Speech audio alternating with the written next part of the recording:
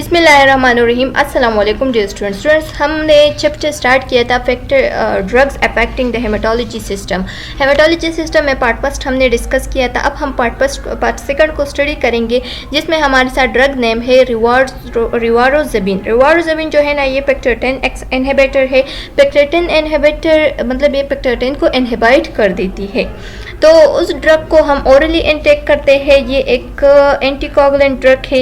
इसका जो इंडिकेशन है वो है prophylaxis of deep vein thrombosis.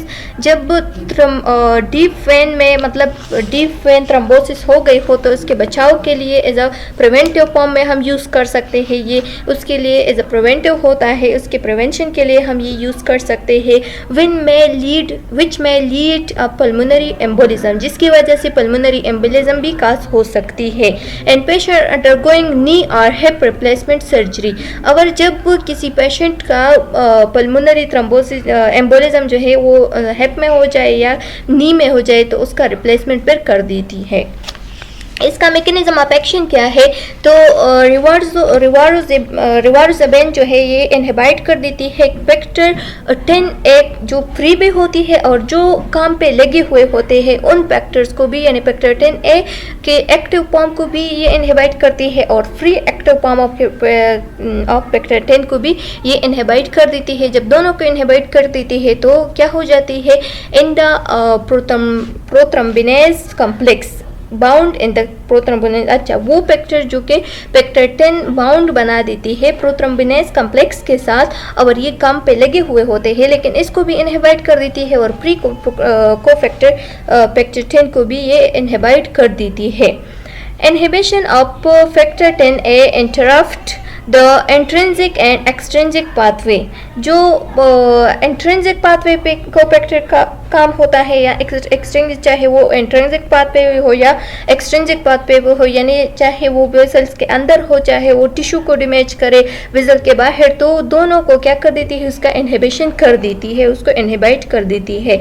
अब the blood to coagulation cascade, जहाँ पे भी ब्लड कोगुलेशन बना हुआ हो तो उसको क्या कर देती है? उसको इनहिबिट करके ब्लड कोगुलेशन की लाइसिस कर देती है। Inhibit from thrombin formation and developing the thrombi, और ये क्या कर देती है? थ्रोम्बिन के फॉर्मेशन को इनहिबिट कर देती है, जिसकी वजह से थ्रोम्बाई बन जाती है। फैक्टर 10 इनहिबिटर, फैक्टर 10 इनहिबिटर में फिर इसकी एडवर्स इफेक्ट क्या है? तो एडवर्स इफेक्ट में थ्रोम्बोसाइटोपेनिया आ सकती है, यानी प्लेटलेट्स की कमी आ सकती है। रेट्रोपेरिटोनियल हेमोरेज हो सकती है, रेट्रोपेरिटोनियल ब्लीडिंग स्टार्ट हो सकती है, हाइपर सेंसिटिविटी हो सकती है, यानी एलर्जी। ये जो टैबलेट्स है रिवारोज़ेबिन, इसकी वजह से फिर हाइपर सेंसिटिविटी यानी एलर्जी वगैरह भी हो सकती है, सीवियर फॉर्म ऑफ एलर्जी भी हो सकती है, सेरेब्रल हेमरेज भी हो सकती है। कभी कभार ऐसा होता है कि सेरेब्रल हेमरेज भी स्टार्ट हो जाता है, यानी सेरेब्रल में ब्लीडिंग भी स्टार्ट हो सकती है। वाई वो born babies are given vitamin K, क्यों छोटे बच्चों को यानी जो बच्चे पैदा हो जाते हैं तो उसको क्यों विटामिन के दे देती है? Newborn are prone to vitamin K deficiency because, क्योंकि जो बच्चे पैदा होते हैं तो उनमें विटामिन के की बहुत ज़्यादा डिफिशिएंसी होती है, जबकि विटामिन के हमारे लिए इतनी ज़रूरी है कि ये ब्लड क्लॉटिंग को स्टॉप कर देती है, उसमें मदद कर देती है। विटामिन के is not easily transported across the placental barrier. Vitamin के जो है ना ये इजीली ट्रांसपोर्ट नहीं होती, किस चीज़ से? मदर से बेबी तक, क्योंकि ये जो प्लेसेंटल बैरियर है उसको क्रॉस नहीं करती। जब उसको क्रॉस नहीं करती तो ये मदर से बेबी तक ट्रांसपोर्ट नहीं होती, इस वजह से भी दे देते हैं बेबीज़ को विटामिन के। दूसरी वजह ये है कि prothrombin synthesis in the liver is an immature process in newborn baby. जब न्यूबॉर्न बेबी पैदा हो जाते हैं तो उस दौरान उसका जो प्रोथ्रोम्बिन सिंथेसिस होता है वो उसके लीवर में नहीं होता। क्यों नहीं होता? क्योंकि उसका लीवर जो है वो इमेच्योर है, इमेच्योर प्रोसेस होता है। जब वो मैच्योर बन जाता है तब ये खुद अपने लिए विटामिन के पैदा करेगा, तो इस वजह से भी क्या कर देते हैं? विटामिन के दे देते हैं बेबीज़ को। 3 नंबर ये है कि द न्यू नेटल, जब बच्चा पैदा हो जाए तो उसको न्यू नेटल भी कहते हैं, 1 माह तक उसको न्यू नेटल कहते हैं। The neonatal gut is sterile lacking the bacteria that is necessary in vitamin K synthesis. यहाँ पे लिखा यह है कि जो न्यू नेटल गट होता है वो स्टेराइल होता है, तो इस वजह से उसमें विटामिन के की सिंथेसिस जो है वो नेसेसरी होती है। विटामिन के की सिंथेसिस नहीं है तो वहाँ पे विटामिन के की सिंथेसिस ज़रूरी होती है, तो इस वजह से भी बच्चों को विटामिन के दे देती हैं। Vitamin K deficiency symptom include हेमोरेजिंग। जब बच्चे में विटामिन के की डिफिशिएंसी आ जाए तो इसमें सिम्टम, उसकी साइन एंड सिम्टम ये है कि उससे हेमोरेज भी स्टार्ट हो सकती है, यानी ब्लीडिंग भी स्टार्ट हो सकती है। सेकेंडरी डिफिशिएंसी में occur with use of antibiotics, या अगर एंटीबायोटिक्स यूज़ कर रहे हैं तो इससे नॉर्मल फ्लोरा की किल हो सकती है, तो इस वजह से भी क्या हो सकती है, डिफिशिएंसी आ सकती है। Newborn and receive a single dose of vitamin K at birth because of the sterile intestinal tract. उसकी जो स्टेराइल इंटेस्टाइनल ट्रैक्ट होती है, इस वजह से बच्चे को जब बच्चा पैदा हो जाए तो उसको एक डोज मिल देते हैं, उसको एक डोज देता है किस चीज़ का, विटामिन के का, ताकि उसकी डिफिशिएंसी कंप्लीट हो जाए। वारफरीन जो है ना, ये भी एक एंटीकोगुलेंट ड्रग है जो कि प्रिवेंट कर देती है क्लॉट को। विटामिन के antagonist act only in vivo. Vitamin के एंटागोनिस्ट जो है ना, ये सिर्फ अपना फंक्शन परफॉर्म कर देती है किस चीज़ पे, वीवो पे, यानी जो इंटरनल वेसल्स के होते हैं उस पे अपना फंक्शन ये परफॉर्म देती है, जबकि ये इन विट्रो पे अपना फंक्शन कोई इफेक्ट परफॉर्म नहीं कर देती। रोल ऑफ विटामिन के, अब विटामिन के का रोल क्या है। The clotting factor 2 prothrombin 7, 9 and 10 are synthesized as an active precursor in the liver. यहाँ पे बताया गया है कि जो क्लॉटिंग फैक्टर 2 है, 7 है, 10 है एंड 9 है, ये सिंथेसाइज कर देती है किस चीज़ की, प्रिकॉर्सर की। प्रिकॉर्सर क्या है, ज़ाइमोजिन है। इन लीवर में जब ज़ाइमोजिन इनएक्टिव फॉर्म में होता है तो इसकी सिंथेसिस ये कर देती है। विटामिन के एक्ट एज को एंजाइम ऑफ एक्टिवेशन। जो विटामिन के है वो को एंजाइम काम कर देता है और इसको एक्टिवेट बनाने की कोशिश करता है। ये आप लोग देख सकते हैं, ये विटामिन के का डायग्राम है। जो नेचुरल विटामिन के है तो इसका डायग्राम इस तरह का है, जो वारफरीन विटामिन के एंटागोनिस्ट है तो इसका डायग्राम इस तरह से है, आप लोग देख सकते हैं। ये भी आप लोग देख सकते हैं कि ये vitamin 2, 7 and 9 and 10 inactive form में होता है, तो ये ग्लूटामिल के ज़रिए से ये एक्टिव फॉर्म में कन्वर्ट हो जाता है। जब एक्टिव फॉर्म में कन्वर्ट हो जाए तो फिर ये क्या कर देती है, विटामिन के एक्सपोजाइट जो है ना वो कन्वर्ट कर देती है विटामिन हाइड्रोक्वाइनोन में।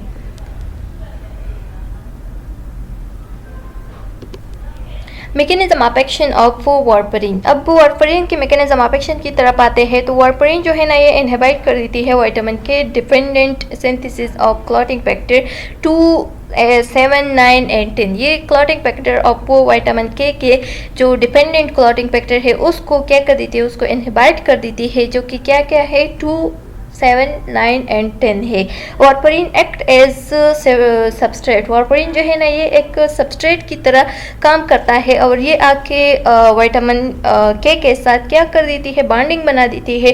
जब उसके साथ बाइंड बना देते तो ये जो विटामिन के कन्वर्ट होती है किस चीज़ में, विटामिन के एक्सपॉइट जो विटामिन के एपोक्साइड जो कन्वर्ट होती है विटामिन के हाइड्रोक्वाइनिन में, तो वो उस प्रोसेस को क्या कर देती है, उस प्रोसेस को इनहिबिट कर देती है। और जब इस प्रोसेस को इनहिबिट कर देती है तो विटामिन के एपोक्साइड जो है ना वो विटामिन के हाइड्रोक्वाइनोन में कन्वर्ट नहीं होते। इसके साइड इफ़ेक्ट्स की तरफ आते हैं तो सिवियर ब्लीडिंग हो गई, हेमेचूरिया हो सकती है, ब्लैक और ब्लडी स्टूल हो सकती है, ब्लड एंड वॉमिटिंग हो सकती है, ब्लड एंड स्पूटम भी हो सकती है। वारफरीन अगर ओरली भी दे दे तो ये जल्दी से एब्जॉर्ब हो सकती है। Once in the blood about 99% of warfarin bind to albumin. जब जो वारफरीन है वो अगर ब्लड में पहुंच गए तो ये 99% बांड बना देती है एल्बुमिन के साथ। Warfarin molecule that remain free unbind can readily cross membrane, ये मेम्ब्रेन को भी इजीली क्रॉस कर देती है, इंक्लूडिंग दूस of the placenta and milk producing gland, और ये प्लेसेंटा के मेम्ब्रेन को भी क्रॉस कर देती है, ये मिल्क में भी प्रेजेंट होता है, तो इस वजह से ये काउंटर इंडिकेटेड है during pregnancy and during lactation. लेकिन अभी जो न्यू रिसर्च पास हुआ है तो ये कह रहे हैं इस रिसर्च में कि ये जो वार्फरिन है ये ड्यूरिंग लैक्टेशन तो दे सकते हैं, लेकिन ड्यूरिंग प्रेगनेंसी ये बिल्कुल नहीं दे सकते, क्योंकि ये ब्लीडिंग स्टार्ट कर देती है, यूट्राइन से ब्लीडिंग स्टार्ट कर देती है और प्रेगनेंसी की एबॉर्शन अकर कर देती है। Warfarin has a long half life, इसका जो हाफ लाइफ है वो 1.5 to 2 डेज है।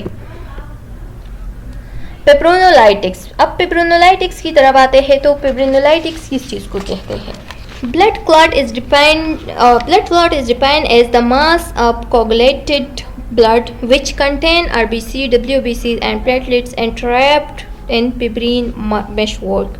ये जो ब्लड क्लॉटिंग बनती है ना, तो ये किस चीज़ से बनती है? ये इसमें एक आरबीसीज होते हैं, एक डब्ल्यूबीसीज होते हैं और एक प्लेटलेट्स होते हैं। ये सारे एक मेशवर्क यानी जाल में बंद करके एक गोल सा कोगुलेशन बना देती है या ब्लड क्लॉट बना देती है।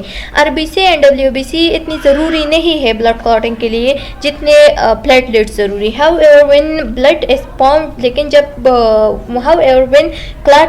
लेकिन जब क्लॉट बन जाता है, these cells are trapped in it along with platelets. तो ये सेल जो है ना, ये क्या हो जाती है? ट्रैप हो जाती है प्लेटलेट्स के साथ, यानी ये भी प्लेटलेट्स के साथ बंद हो जाती है। The trapped RBC are responsible for the red colour of the clot. लेकिन जब क्लॉट का रेड कलर बन जाता है तो ये क्यों होता है? क्योंकि उसके साथ आरबीसीज भी है, तो आरबीसीज की वजह से क्लॉट का कलर रेड हो जाता है। फिब्रिनोलाइसिस किस चीज़ को कहते हैं? जब ब्लड क्लॉट का लाइसिस कर देते हैं इनसाइड द ब्लड वेसल, तो इसको हम कहते हैं फिब्रिनोलाइसिस। ये एमसीक्यूज पॉइंट ऑफ व्यू से याद रख सकते हैं। It help to remove the clot from lumen. ये क्या कर देती है?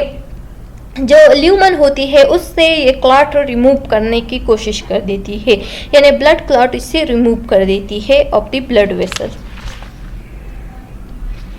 ये आप लोग देख सकते हैं, ये ब्लड क्लॉट है, ये जो इसके ऊपर येलो सा जाल चढ़ा हुआ है, इसमें डब्ल्यूबीसीज भी है, प्लेटलेट्स भी है और आरबीसीज भी है। फिब्रिनोलाइसिस वही बात है कि जब इनसाइड द ब्लड वेसल जब ब्लड क्लॉटिंग की लाइसिस हो जाए तो उसको हम क्या कहते हैं? फिब्रिनोलाइसिस कहते हैं। It help to remove the clot from lumen of the blood vessel. The process require a substance. इस प्रोसेस के लिए जो सब्सटेंस की रिक्वायरमेंट होती है तो उसको क्या कहते हैं? उसको प्लाज्मीन कहते हैं और फिब्रिनोलाइसिन कहते हैं। प्लाज्मीन is form from inactivated plasminogen. ये जो प्लाज्मीन होती है ये एक इनएक्टिव फॉर्म से बना हुआ होता है जिसको हम प्लाज्मिनोजेन कहते हैं, लेकिन जब इसको एक्टिव कर दे तो इसको फिर हम कहते हैं plasmin. Plasminogen is synthesised in the liver. Plasminogen जो होती है ये कहाँ पे सिंथेसाइज होती है? ये एमसीक्यूज पॉइंट ऑफ व्यू से आप लोगों ने याद रखना है कि प्लाज्मिनोजेन सिंथेसाइज होती है लीवर में। Plasminogen is converted into plasmin by the tissue. किस टिश्यू के जरिए से ये ट्रांसपोर्ट होती है एक्टिव फॉर्म में? तो वो है प्लाज्मिनोजेनिक एक्टिवेटर यानी TPA। ये भी एमसीक्यूज पॉइंट ऑफ व्यू से बहुत इंपॉर्टेंट है, आप लोगों ने याद रखना है।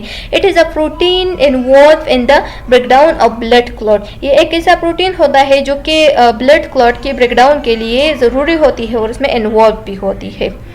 Formation of plasmin. अब प्लाज्मीन की फॉर्मेशन कैसे होती है? Plasmin is form from inactivated glycoprotein carb plasminogen. ये जो प्लाज्मीन होती है ये किस चीज़ से बनी हुई होती है?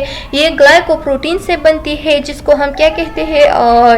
ये जो ग्लाइकोप्रोटीन होती है ये इनएक्टिवेटेड होती है, तो इस वजह से फिर इसको हम कहते हैं प्लाज्मिनोजेन। प्लाज्मिनोजेन जो होती है ये सिंथेसाइज होती है लीवर में। Plasminogen is converted into plasmin by plasminogen activator called urokinase. ये भी आप लोगों ने याद रखना है कि प्लाज्मीन जो है plasminogen is converted into plasmin by plasminogen activator, जिसको हम क्या कह सकते हैं? जिसको हम प्लाज्मिनोजेन एक्टिवेटर भी कह सकते हैं, यूरोकाइनेस प्लाज्मिनोजेन एक्टिवेटर भी कह सकते हैं। ये दोनों नेम आप लोगों ने याद रखने हैं एमसीक्यूज पॉइंट ऑफ व्यू से। It is derived from blood. और ये किस चीज़ से डिराइव होती है? ब्लड से डिराइव। फिब्रिनोलाइटिक्स एंड ट्रम्बोलाइटिक के ड्रग्स कौन कौन से हैं? तो इसमें ड्रग्स शामिल है alteplase, reteplase, anistreplase, streptokinase and urokinase, ये ड्रग शामिल है इसमें। Mechanism of action of fibrinolytics, mechanism of action of fibrinolytics का मैकेनिज्म ऑफ एक्शन क्या है, ये कैसा अपना फंक्शन परफॉर्म कर देती है। तो ये क्या कर देती है, plasmin is produce in the blood, ये ब्लड में प्लाज्मिन को प्रोड्यूस कर देती है ताकि फिब्रिन की ब्रेकडाउन हो जाए। जब फिब्रिन की ब्रेकडाउन हो जाती है तो ब्लड का जो मेजर कंस्टिट्यूएंट है वो थ्रोम्बाई है, ब्लड में थ्रोम्बाई है, तो थ्रोम्बाई जो है ना वो क्या कर देती है, देन वो जो अपना मकसद है वो परफॉर्म कर देती है। यानी क्या मकसद, जो फिब्रिनोलाइटिक्स है वो अपना मकसद परफॉर्म कर देती है, यानी ब्लड को स्टॉप कर देती है, ब्लड को क्लॉट कर देती है।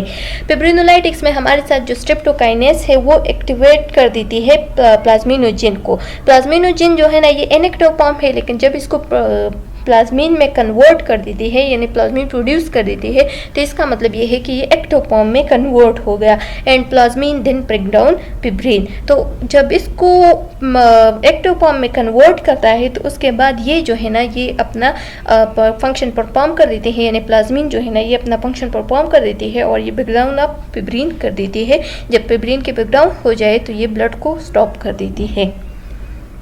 इसके साइड इफेक्ट्स की तरफ आते हैं तो साइड इफेक्ट्स में beside risk of serious internal bleeding, other possible risk include internal bleeding हो सकती है, सीरियस इंटरनल ब्लीडिंग इसकी साइड इफेक्ट्स में आते हैं। ब्राउजिंग आ सकते हैं, यानी इंटरनल ब्लीडिंग, जब वेसल्स में इंटरनल ब्लीडिंग हो रही हो तो उसको हम ब्राउजिंग कहते हैं, जब स्किन के अंदर हो रही हो, और जब स्किन के बाहर ब्लीडिंग हो रही हो तो उसको हम सिंपल ब्लीडिंग कह सकते हैं।